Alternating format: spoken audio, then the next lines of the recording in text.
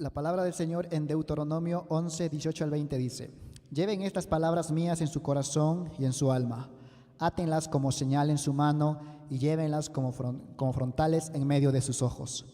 Enséñenselas a sus hijos y hablen de ellas cuando te encuentres descansado en tu casa y cuando vayas por el camino, y cuando te acuestes y cuando te levantes. Inscríbelas a los apóstoles de tu casa y en tus puertas. Amén. Padre Celestial, guíanos en esta mañana para poder meditar en tu palabra y poder vivir conforme a ella, Señor. Bendice a cada uno de tus hijos aquí presentes y que podamos, Señor, hacer las cosas conforme a tu voluntad. Gracias te damos, oh Dios, por permitirnos llegar hasta tu casa el día de hoy. Oramos en el nombre de Cristo Jesús. Amén. Antes que se sienten, mis hermanos, les invito a que puedan venir un poquito más cerca. Recordemos que estamos en feriado, así que no vamos a estar muchos. Vénganse un poquito más acá, si no les veo bien lejos. Y ahora sí, que Dios les bendiga. Tomen asiento, mis hermanos.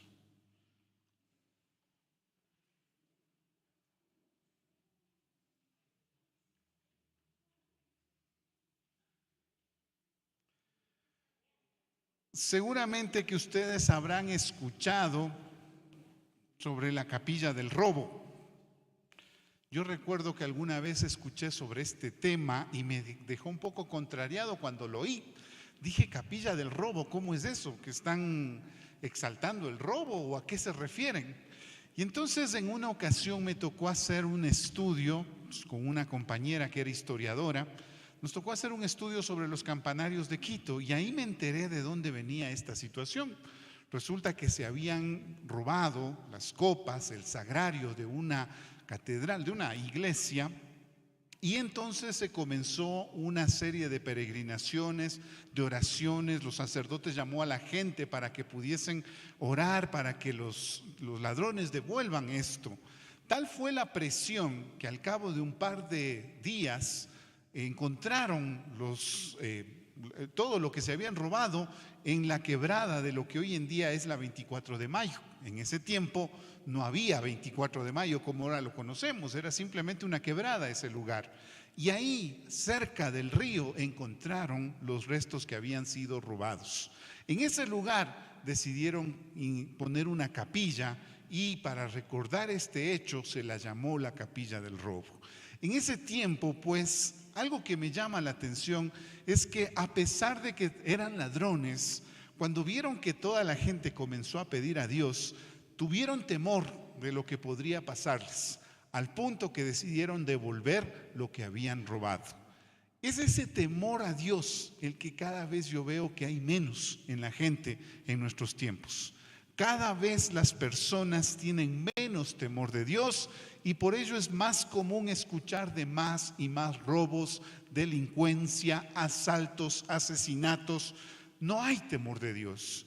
Y eso, lastimosamente, está empezando por la misma iglesia, porque a veces los mismos creyentes no tienen temor de Dios porque no conocen la palabra de Dios. Y es eso lo que yo creo que necesitamos como iglesia, volvernos a la palabra y conocer esa palabra para poder tener ese temor de Dios. Claro, hay extremos, hay gente que vive con miedo y ese no es el objetivo, pero tampoco el olvidarnos de quién es Dios.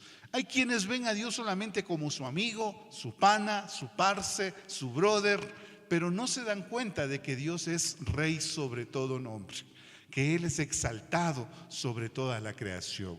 Hay quienes se van al otro extremo y en cambio ven a Dios como demasiado lejano, incapaz de venir y estar cerca mío. Pero lo que muestra la cruz de Cristo es cuán cerca nuestro pudo estar Jesucristo. Ahora pues, es necesario estudiar la palabra. Ese es el punto central del día de hoy. Es necesario estudiar la palabra. ¿Por qué? Porque cada vez es más común que nos dejemos llevar por ideas que no son bíblicas. Seguramente a ustedes les habrá pasado que se encuentran con algún amigo que les dice, como dice la Biblia, ayúdate que te ayudaré. Entonces, hasta si les dice dónde está, seguro que se ponen a buscar. Por aquí debe haber estado. Seguro que lo encuentro. Espérate un ratito, ya le voy a buscar. Ahí seguro que está. Y nada que le encuentran. ¿Saben por qué no le encuentran? Porque no está en la Biblia. Por ahí otro comienza con el famoso: al que madruga Dios le ayuda. Y seguro que está ahí. Moisés debió haberlo dicho. Lo buscan y no lo encuentran, porque no está en la Biblia. Nos dejamos llevar por frases que en realidad no son bíblicas, y eso nos está causando grandes problemas. Otra frase que también he oído es que el dinero es raíz de todos los males. Y es que en la Biblia está, me dicen, pero no está en la Biblia. La Biblia dice: el amor al dinero es raíz de muchos males. Es diferente. No es el dinero solamente es papel, pero el amor al dinero, eso es lo que trae una serie de problemas e inconvenientes a nuestra vida. Muchas veces nosotros pensamos que ya sabemos la Biblia. ¿Por qué? Porque ya nos vimos la película de Jesús. Entonces ya sé de Biblia, pastor, no me vaya a decir nada porque yo ya me vi la película. Otros ya han visto la película de Moisés con Charlton Heston y dicen: no, yo ya vi todo lo que pasó, yo ya me sé lo que dice la Biblia. Con eso piensan que ya es suficiente. Algún otro porque ve los posts que ponen los amigos de Facebook, ahí a cada rato ponen sus versículos bíblicos y dicen: no, yo ya me sé la Biblia. Pero el problema es que no estamos profundizando, no estamos ahondando en todo lo que dice la Biblia, lo que Pablo llamaba todo el consejo de Dios. Yo necesito conocer eso a profundidad para no dejarme llevar por falsas doctrinas, por errores que lastimosamente hoy están muy comúnmente. Algunos piensan que ya se saben la Biblia porque escuchan muchas canciones cristianas y me dicen: no, pero es que, pastor, la canción tal se basa en tal versículo, esta otra canción se basa en este otro versículo, y como yo escucho música cristiana solamente, ya me sé la Biblia. No es así. No estoy estudiando, profundizando la Biblia, y eso va a traer problemas a futuro. ¿Problemas como cuáles? Problemas como falsas doctrinas. Escuchas algo, suena bonito, suena entretenido, te causa gracia, te alegra, te motiva, te sientes emocionado y dices: esto debe ser bíblico, pero no necesariamente. Que te motive, que te haga sentirte bien, no significa que sea bíblico. Que tampoco el otro extremo es verdadero, ¿no? Que algunos dicen: es que me hizo sentir más mal ese pastor, debe ser bíblico. No, ni el uno ni el otro extremo. La Biblia nos ayuda a confrontarnos con lo que Dios quiere para nuestras vidas y nos desafía a seguir creciendo. Así que yo tengo que conocer la palabra. Entre los errores doctrinales que yo encuentro, que ya los hemos estudiado alguna vez, está el de las famosas declaraciones, decretos: confiesa que estás sano, decreta bendición en tu vida, decreta prosperidad sobre ti. Cosas que no están en la Biblia, pero que algunos lo creen y piensan que es bíblico. Otro de los errores doctrinales que he visto muy comúnmente es el de la guerra espiritual, que ya lo hablamos, pero que hace falta recordar. Yo ya les había dicho, algunos ven demonios hasta debajo de la sopa. Cuidado, por ahí parece que hay un demonio, por eso está demasiado caliente la sopa, hay un demonio debajo. Comienzan a buscar demonios donde no los hay y comienzan a convencerse de que hay ciertas formas de luchar contra esos demonios, pero no están en la Biblia. Generalmente se basan en Efesios capítulo 6, y yo quisiera que veamos ese texto para que salgamos de dudas. Efesios capítulo 6, verso 10 en adelante. Ahí nosotros nos encontramos con la batalla espiritual que tenemos y nos encontramos cómo debe ser esta batalla. Efesios 6, 10. ¿Lo encontramos? Dice la palabra: por lo demás, hermanos míos, fortaleceos en el Señor y en el poder de su fuerza. Vestíos de toda la armadura de Dios para que podáis estar firmes contra las acechanzas del diablo. ¿Hay acechanzas del diablo? Sí las hay. Verso 12. Porque no tenemos lucha contra sangre y carne, sino contra principados, contra potestades, contra los gobernadores de las tinieblas de este siglo, contra huestes espirituales de maldad en las regiones celestes. ¿Hay una lucha espiritual? Sí la hay. Pero miren lo que dice entonces, verso 13. Por tanto, tomad toda la armadura de Dios para que podáis resistir en el día malo, y habiendo acabado todo, estar firmes. Estad pues firmes, ceñidos vuestros lomos, ¿con qué? Con la verdad. ¿Quieres hacer lucha espiritual? Empieza a vivir de manera íntegra. Así es como luchas contra el diablo. Aprende a vivir con la verdad. En la medida en que vas metiendo mentiras a tu vida, le mientes al uno, le mientes al otro, mientes por aquí, mientes por allá, poco a poco tu vida se va llenando de mentiras. Se te hace complicado pues saber cuáles son las mentiras, ¿sí o no? ¿Cuál es el problema con el mentiroso? Que con el tiempo ya no se acuerda qué es lo que mintió. ¿Qué le dije a él? ¿Qué le dije a ella? ¿Cómo era? ¿Le dije esto o le dijo esto otro? Entonces vienen los problemas. ¿Por qué? Porque vivo con mentiras. ¿Quieres hacer guerra espiritual? Empieza a vivir con la verdad. Esa es la manera de luchar contra el diablo. Cuando tú haces que tu vida se llene de mentiras, es abrirle las puertas al diablo. Eso es lo que me dice la Biblia. No me dice que ande por ahí con agua bendita, no me dice que ande ahí con aceite, no me dice que ande dando 7 vueltas a la casa, no me dice eso. Me dice que viva con la verdad. Segunda herramienta para luchar contra el diablo, verso 14. Estad pues firmes, ceñidos vuestros lomos con la verdad y vestidos con la coraza ¿de qué? De justicia. ¿Quieres hacerle frente al diablo? No es cuestión de hacer una vigilia de oración en contra del diablo, aunque la vigilia es buena, ¿no? Pero lo que sí me dice el texto es que debo vivir en justicia. Si soy un empleador, saber pagarles con justicia a mis empleados. Si soy un empleado, saber ser honesto con el trabajo que estoy realizando. Ser un buen trabajador. Eso es hacerle guerra al diablo. Porque lo que el diablo quiere es que seamos malos empleados, que seamos malos jefes, para de esa manera destruir. ¿Por qué? ¿Qué es lo que sucede muchas veces? Sabes que mi jefe es cristiano. Uy, tu jefe, el que se la pasa haciendo robos, el que se la pasa camuflando y tiene doble contabilidad para poderse meter más dinero, ese será cristiano.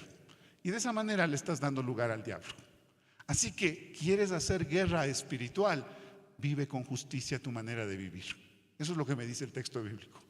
Otro, dice el texto, verso 14, estad pues firmes, ceñidos vuestros lomos con la verdad y vestidos con la coraza de justicia y calzados los pies con el apresto del evangelio de la paz. Aprende a ser una persona que anuncia el evangelio de Cristo. ¿Quieres ser una persona que realmente hace guerra espiritual? Le haces guerra espiritual al diablo cuando tú estás anunciando a Cristo como Señor y Salvador. ¿Por qué? Porque con cada persona que escucha ese mensaje, uno menos para el diablo, uno más para el Señor. Esa es la manera de hacer guerra espiritual. Así es como debemos hacer. Sigo leyendo. Dice en el verso 16, sobre todo tomad el escudo de la fe con que podáis apagar todos los dardos de fuego del maligno. ¿Cómo apago los dardos de fuego del maligno? Confiando en el Señor y en su obra en mi vida. Eso es lo que me da la fortaleza contra el diablo. Saber confiar en el Señor, tener fe en Dios, fortalecer mi fe. ¿Cómo fortalezco mi fe? Estudiando la palabra del Señor, aprendiendo más de Dios y viviendo como Dios me está pidiendo que viva. Así es como se fortalece la fe. Así que ahí está la guerra espiritual. Cuando tú estás viendo a una persona en guerra espiritual, no cuando está lanzando demonios que aquí por allá, espíritu de tal, huye, rechazo este espíritu. No, ahí no estás viendo guerra espiritual. Estás viendo guerra espiritual cuando una persona se sienta y se pone a estudiar la Biblia. Ahí está la guerra espiritual. Está fortaleciendo su corazón en el conocimiento de la palabra. Y sigo, dice luego en el verso 17, y tomad el yelmo de la salvación. ¿Qué es eso? La confianza de que soy salvo no por lo que yo he hecho, sino por lo que Cristo hizo en la cruz por mí. Eso es la guerra espiritual. Cuando el diablo me dice, pero después de lo que hiciste, ¿crees que Dios te va a perdonar? Y yo decirle, no es por lo que yo hago, es por lo que Cristo hizo. Por eso soy salvo. Ese es el yelmo de la salvación. Y miren cómo termina el texto. Dice, y la espada del Espíritu, que es la palabra de Dios. ¿Cuál es la espada del Espíritu? La palabra de Dios. ¿Estás estudiando esta palabra? ¿Estás meditando en ella? ¿La estás devorando? ¿Estás profundizando en lo que Dios te está enseñando ahí? ¿O solamente lo que te enseñan el domingo? Y a veces medio. ¿Cómo es tu estudio de la palabra? De ahí viene si tu espada, la que le estás dando al Espíritu, es una espada o es un corta uñas que le estás dando al Espíritu Santo. Ahí está la guerra espiritual. Recuerdo y en algún momento yo les comenté de dos personas que vinieron acá a la iglesia y me dijeron que Dios les estaba señalando que hay unas legiones de demonios en esta puerta y en esta puerta. Entonces me dijeron: pastor, vamos a orar para que se vayan esos demonios. Yo: si van a orar, sigan nomás, no hay problema. Se pusieron a orar y después de un rato me dijeron: ¿sabe qué? Ya está liberado de todo demonio. Entonces yo: bueno, chévere, gracias mis hermanas, que Dios les bendiga. Pero si no quiere que vuelvan los demonios, vamos a tener que venir a seguir orando por esas puertas. Bueno, si quieren seguir orando, pero eso le cuesta. O sea que más o menos como las vacunas, ¿no? de los locales comerciales. Toca pagar para que sigan librando de esos demonios. Pero eso no me enseña la Biblia. Eso no me dice la palabra del Señor. La palabra del Señor me enseña que con la fe, con la justicia, con la verdad, con la predicación del Evangelio, con el estudio de la palabra, así es como se vence al demonio. Otra persona, recuerdo que vino en cierta ocasión y me dijo: pastor, su gato está endemoniado, me dijo. El gato era medio arisco, entonces salía corriendo cuando venía alguien desconocido. Entonces, por lo que salía corriendo, decía: su gato está endemoniado. Quiere que le exorcice, me dice. Dije: pero ¿para qué? Si no hace daño. No, es que yo le voy a exorcizar. Va a ver. Y se acercaba y el gato salía corriendo. Lo bueno es que el gato era pila, sabía dónde esconderse cuando venía a tratar de exorcizarle. Recuerdo que en otra ocasión me dijo: pastor, la oficina de consejería está endemoniada. Hay que hacerle una limpieza a ese cuarto. Pues dije: bueno, si usted quiere, vaya. Y claro, mi error fue no preguntar cómo iba a ser. Pues tomó aceite de cocina y contra las paredes, todas las paredes comenzó ahí a lanzar. Y claro, toda la habitación quedó llena de aceite. Me tocó volver a pintar esa oficina por todo lo que le había ensuciado. Pero eso no es la manera de expulsar al demonio. La manera de echar fuera al demonio es con el estudio de la palabra, con la justicia, con la verdad. Así es como se hace. Ten cuidado con los que te están enseñando falsas doctrinas. Se disfrazan de maestros de la palabra, pero en realidad no lo son. Así que miren ustedes qué importante que es estudiar la palabra. Comienza a haber problemas en tu hogar. ¿Por qué? Porque no estás enseñando la palabra a tus hijos. Deuteronomio, le leímos al inicio, ¿no es cierto? Leámosle nuevamente. Deuteronomio capítulo 11, versos 18 al 20. Deuteronomio 11, versos 18 al 20.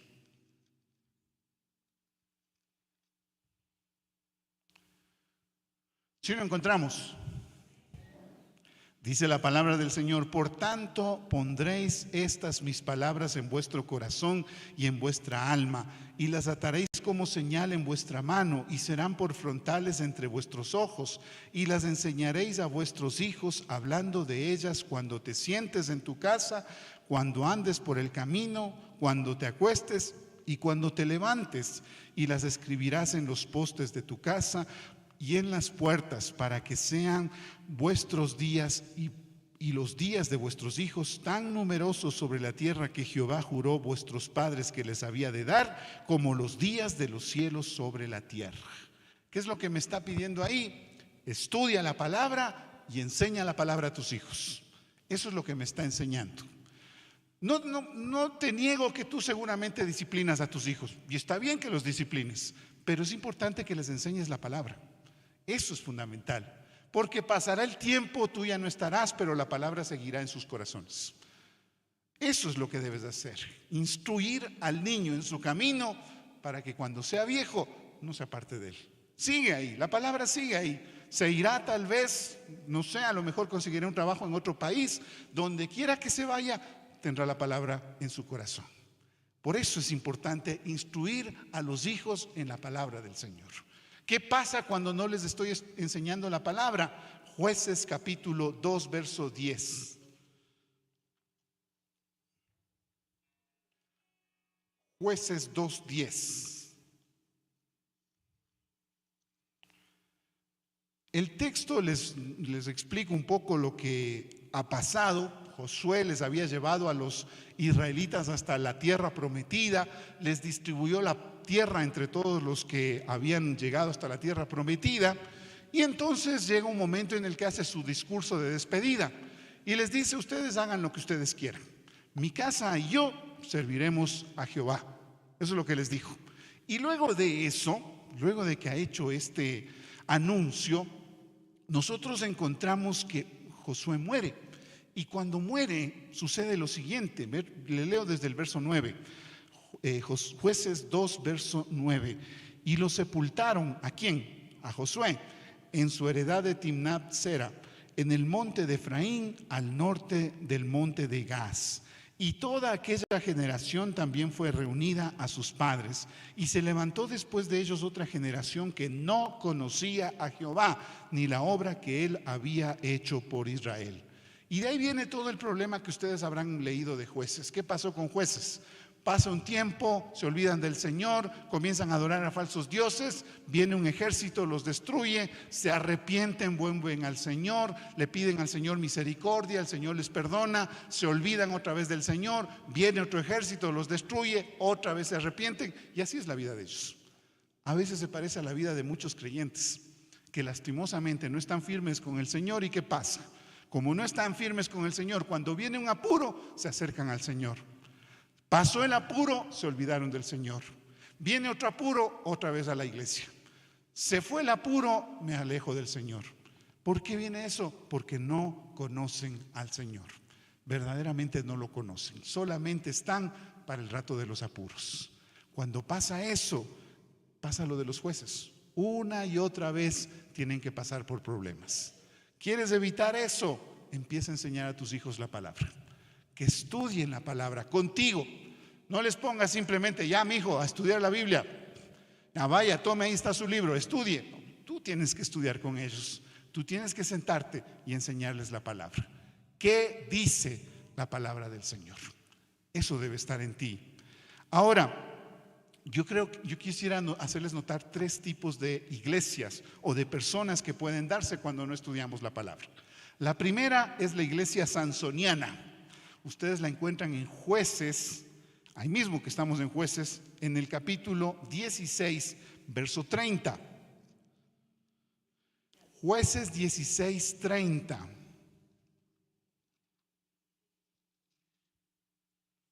Algunos deben conocer la historia de Sansón. ¿Sansón tenía el poder de Dios? Sí. ¿Dios obraba a través de Sansón? Sí. ¿Sansón obedecía a Dios? No. Y ahí viene el problema. Y créeme que muchas veces se pueden dar iglesias donde se puede ver el poder de Dios, pero no hay palabra de Dios. Se puede dar. Puede darse casos en los que las iglesias ven milagros de Dios, pero no están haciendo la voluntad de Dios. Esa es la iglesia sansoniana. ¿Qué sucede en esos casos? Jueces 16:30, ¿qué pasó? Dice: y dijo Sansón: muera yo con los filisteos. Entonces se inclinó con toda su fuerza y cayó la casa sobre los principales y sobre todo el pueblo que estaba en ella.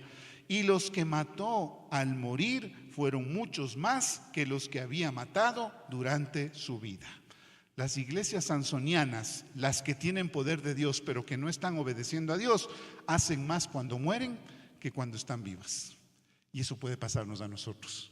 Podemos recibir un don de Dios, una habilidad que Dios nos ha dado, pero lo usamos para el mal. ¿Para qué usó Sansón el poder que tenía? Para burlarse de los filisteos, para conseguir la chica que quería, por capricho, para cuando estaba enojado. Para eso usaba el don que Dios le había dado. Y hoy puede darse lo mismo. Dios puede haberte dado un don, una habilidad, un talento, y lo usas solamente para tu propio capricho. Y ahí comienzas a encontrar los problemas. Porque no está siendo de bendición, más bien sirves para vergüenza de la palabra de Dios. Eso le pasó a Sansón y nos puede pasar a nosotros. Segundo, la iglesia de Pérgamo. Vamos al Apocalipsis. Apocalipsis capítulo 2, verso 14.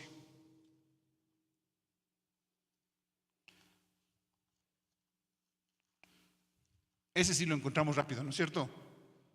Apocalipsis 2:14.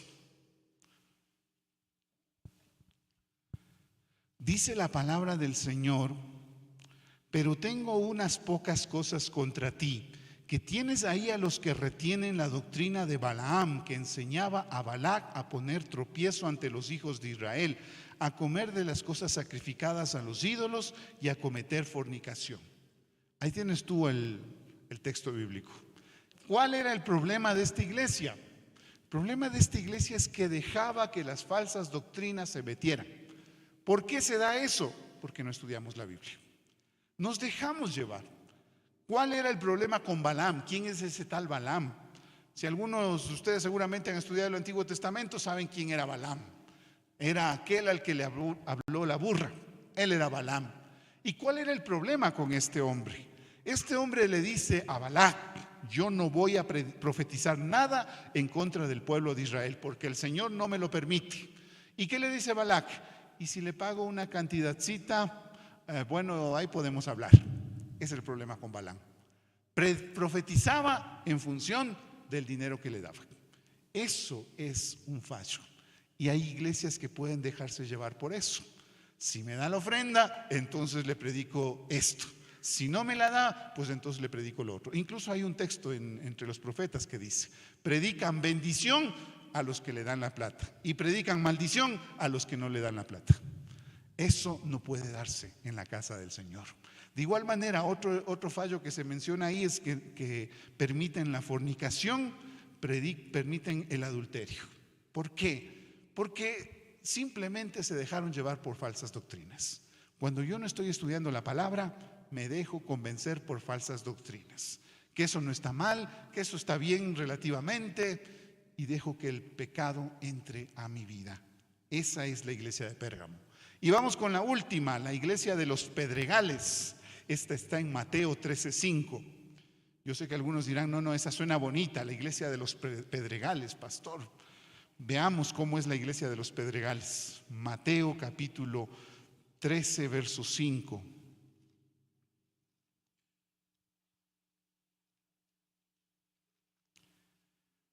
Dice la palabra del Señor.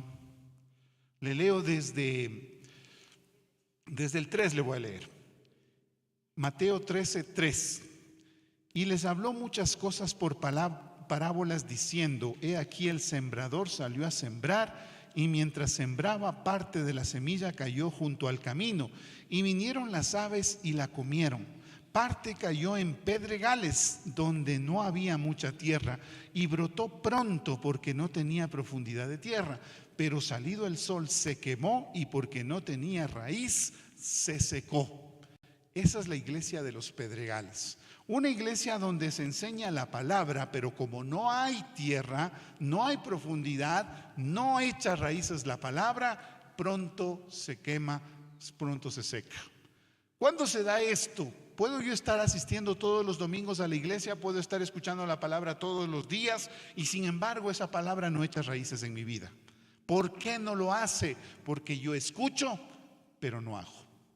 Cuando me vuelvo oidor, pero no hacedor, ahí no echa raíces la palabra.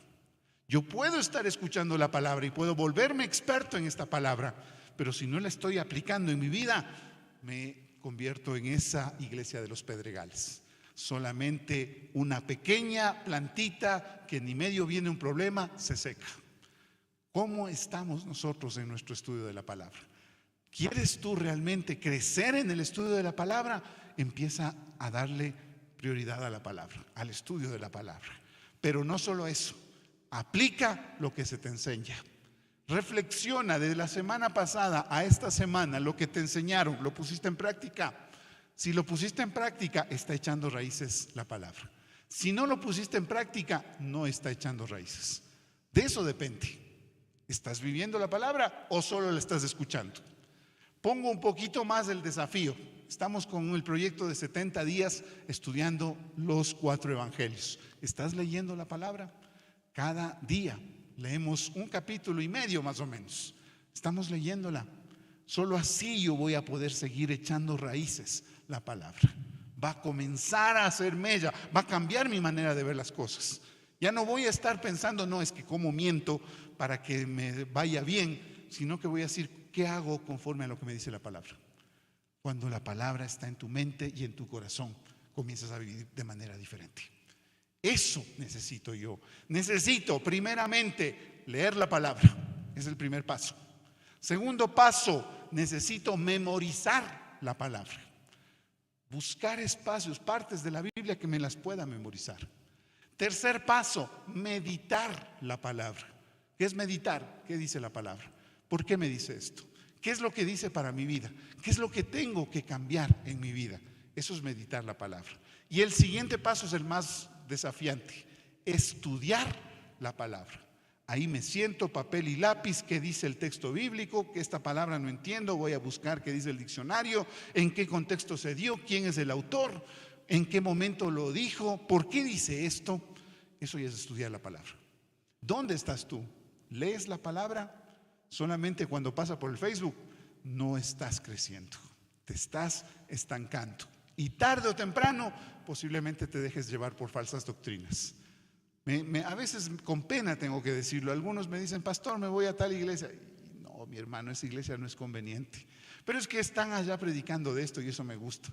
¿Qué es lo que me dicen ahí? Me están diciendo, no he aprendido la palabra, porque me estoy dejando llevar por falsas doctrinas. Así que necesitas meterte en la palabra, estudiarla a diario. Y ahí las herramientas, están las herramientas de la iglesia y hay otras herramientas más, pero tienes que profundizar en la palabra. Ese es el principio, el propósito que nosotros tenemos en nuestra iglesia. El segundo propósito, ¿se acuerdan? Discipular a las personas con la palabra de Dios. Ser discípulos es hacer lo que Cristo hacía. Pero ¿cómo hago lo que Cristo hacía si ni siquiera estoy leyendo lo que Cristo estaba haciendo? Así que vamos a poner manos a la obra y que este año sea un año en el cual tú estés haciendo la voluntad de Dios. Amén. Vamos a ponernos de pie para orar.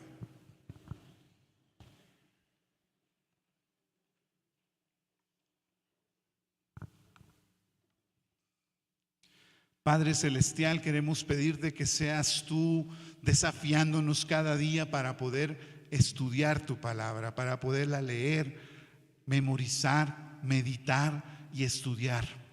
Que seamos, Señor, verdaderos siervos, que seamos personas diligentes que buscan hacer, Señor, lo que tú nos enseñas. Que no nos quedemos en meros oidores de tu palabra. Podamos, Señor, corregir lo que está pasando en nuestras vidas y que está mal delante de ti. Que podamos hacer tu voluntad, Señor.